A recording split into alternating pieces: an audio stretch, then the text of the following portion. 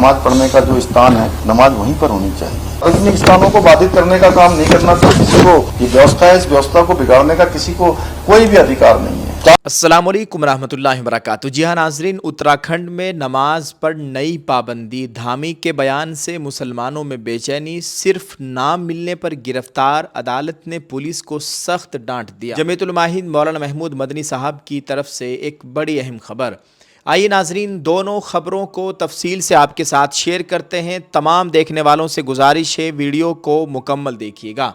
दोस्तों, पहली खबर है मीडिया रिपोर्ट से मिली जानकारी के मुताबिक आपको बताएं नाजरीन, आज 22 मई 2026 है। उत्तराखंड के वजीर आला पुष्कर सिंह धामी ने कहा है कि उत्तराखंड में अवामी सड़कों पर नमाज पढ़ने की इजाज़त नहीं दी जाएगी। सड़कें अवामी नकलो हरकत के लिए है, कोई भी कानून से बालातर नहीं हो सकता।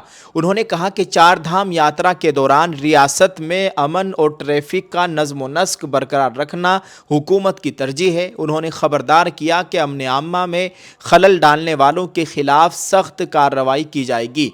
वज़ीर आला जुमे को यहाँ एक तकरीब से खिताब कर रहे थे। अवामी सड़कों पर नमाज अदा करने पर सख्त मौक़िफ़ इख्तियार करते हुए उन्होंने कहा कि देवभूमि उत्तराखंड में सड़कों पर मजहबी सरगर्मियों या मुजाहिरों के लिए ज़रिए के तौर पर इस्तेमाल करने की इजाज़त नहीं दी जाएगी और कोई भी कानून से बालातर नहीं है। उन्होंने कहा कि रियासती हुकूमत तमाम मज़ाहिब और अक़ाइद का एहतराम करती है, लेकिन अमन आम्मा और आम शहरियों की सहूलत सबसे अहम है।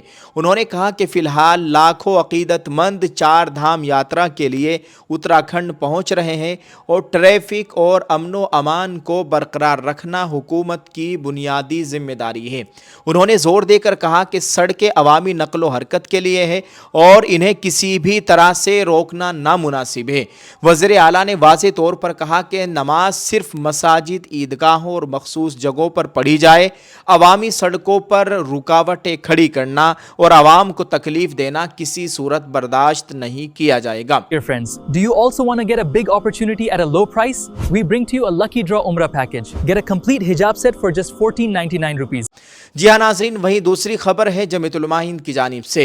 उत्तम नगर कत्ल मामला FIR नंबर 122/26 में द्वारका अदालत ने बेकसूर नौजवान इमरान उर्फ बंटी वल्द सैफी मोहम्मद की फौरी रिहाई का हुक्म दिया है। ये जानकारी जमीयत ने एक लेटर पैड के जरिए जारी की है। इसमें मजीद लिखा गया है, इसे महज हम नाम होने की बुनियाद पर गिरफ्तार कर लिया गया था।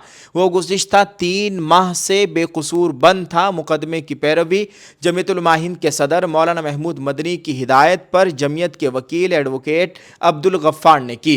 अदालती कार्रवाई के मुताबिक 5 मार्च 2026 को ज़ख्मी मान सिंह के बयान पर मुकदमा दर्ज किया गया था। बाद अज़ा ज़ख्मी तरुण की मौत के बाद सूरत हाल यकसर बदल गई। मकतूल की वालिदा की शिकायत पर मुतादद अफराद के नाम सामने आए, जिनमें इमरान का नाम भी शामिल था। इसी बुनियाद पर इमरान उर्फ बंटी को 8 मार्च 2026 को उत्तम नगर से गिरफ्तार कर लिया गया। बाद की तफ्तीश, मुतादद गवाहों के बयानात और CCTV फुटेज के तजज़िये से बात वाज़ेह हो गई कि इमरान उर्फ बंटी वारदात में शामिल नहीं था, बल्कि मामला किसी दूसरे इमरान यानी मुलजिम इमरान वल्द उमर दीन से मुताल्लिक था।